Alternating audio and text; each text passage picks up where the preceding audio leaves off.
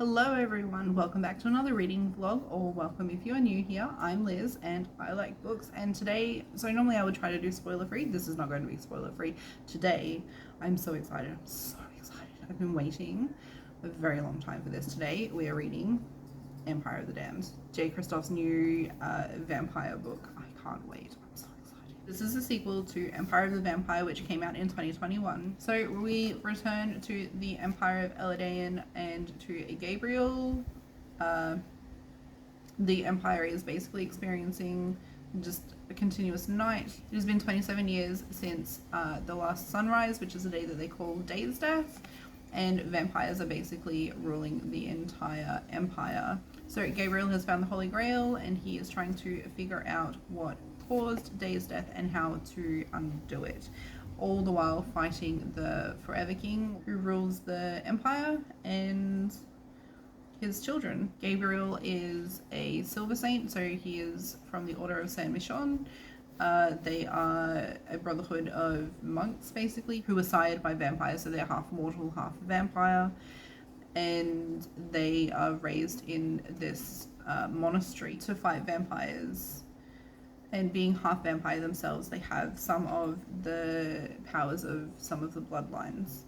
So yes, I'm very excited for this book. I'm so excited. I've been waiting since we heard that this book was going to be released for this book to be out, and now it's here, and now I can read it, and I just am very excited.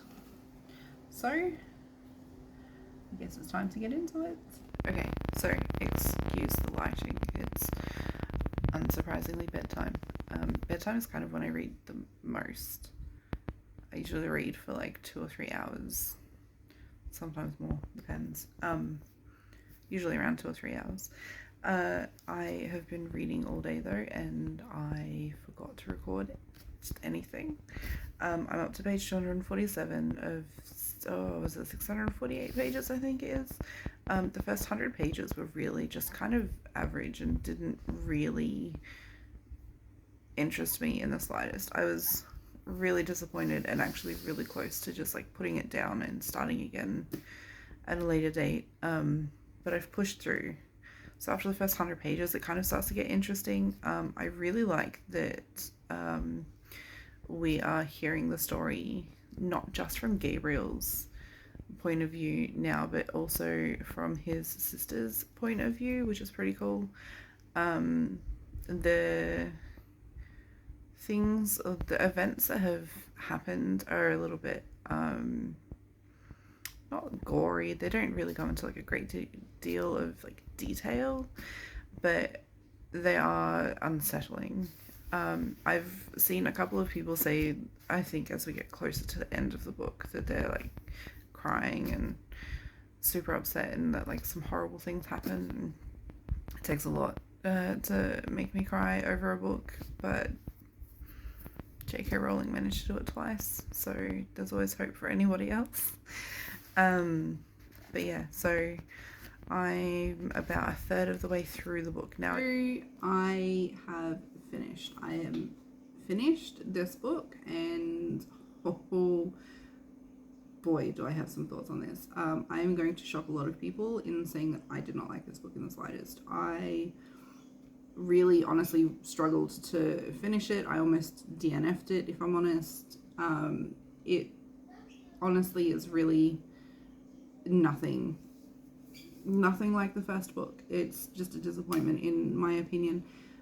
So we go back to Gabriel, who is telling his story to the historian of the current ruler of the vampires. This time we hear not just Gabriel's version of events, but also his sister Celine. Celine was turned into a vampire after she was attacked by the sibling of one of the vampires that Gabriel killed, and it was obviously a revenge killing, like blood for blood, that kind of thing, except Celine is not a normal vampire, she is an Asani vampire. Asanis have the ability to control blood, so they use blood as a weapon basically, and when they feed on other vampires they get stronger and they take on basically those vampires' souls. That's a really cool difference in like from normal vampires. I love that is completely different, because I've never actually read a story or seen a story where vampires are actually able to control blood and use them as a weapon. Like, she can literally turn her blood into a sword, that's pretty cool. It's probably really the only thing, actually, if I'm honest, that I did like about this book. The first 100 pages were really difficult to get into. I struggled, like really struggled to get into the first 100 pages of this book. And then when we finally get into the point where Gabriel starts telling his story and we actually start getting into the story, we find out that Phoebe, who was a lioness in the first book, is actually a shapeshifter, a shapeshifter for lack of a better term. She can turn or just go between her animal form and her human form. We find out that Gabriel's not as actually cold-hearted as he seems. There's just a lot of repetitiveness in this book. The characters feel completely different. The deal kind of feels the same.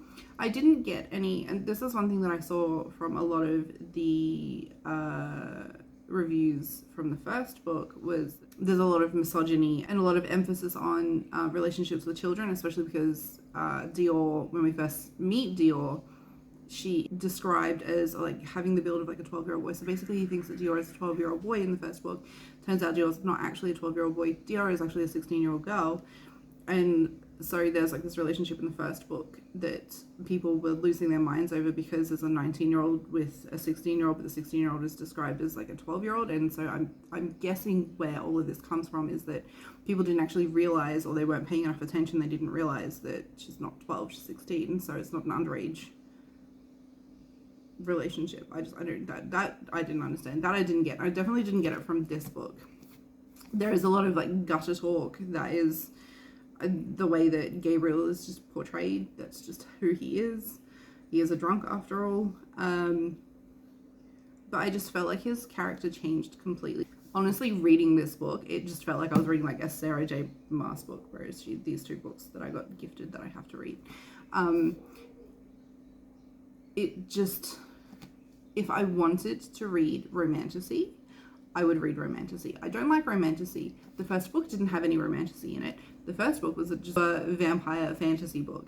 This book is full of romance and spice, and it may as well just go forth me. Honestly, that's how I feel right now. It really frustrated me that the tone between the first book and the second book changed so much. That is really frustrating to me. I honestly, at this point in time, I don't know if I will be reading the third book. And added to that, this, for anyone who watches anime, I watch a lot of anime, this felt like a filler. This felt like a filler arc. It didn't feel like an actual part of the story. It just felt like we were just getting story for story, just for the sake of story. So yeah, basically I am overall just really disappointed in this book. When I finish this book, I have to put in an apology. My husband watches all of my videos. Bless his little heart, because I made this channel so that I didn't have to talk to him about books, and he still watches all of my videos, so I feel incredibly loved and supported with his support of watching my videos. But when I finished this book, I ranted for 10 minutes at him. So you guys got a very like watered down version of how I felt, because I was mad. I was mad for like the entirety of yesterday afternoon. I was so frustrated with this book. And so, like I said, I don't know if I'm going to finish it. I was really disappointed in it. I ended up giving it, initially I was like, oh, maybe 2 stars, maybe. But now, after thinking about it and after sleeping on it, 2 stars. 2 stars, that's the most it's getting. I'm really frustrated. I'm really disappointed. This is one of my most anticipated reads this year, and I am so disappointed that I just have nothing more to say. I'm going to put it away where I don't have to see it, and hopefully never bring it out again. That's how disappointed I was. Have you read Empire of the Damned? Tell me what you think, or what your thoughts were. Or if you're reading it, tell me what your current thoughts are. I am always interested in hearing your thoughts and opinions. If you have any books that you think I would be interested in reading, please let me know. I always love to hear your suggestions. If you enjoyed this video or you enjoy what I do, please like, share, and subscribe. And I will see you all in the next one.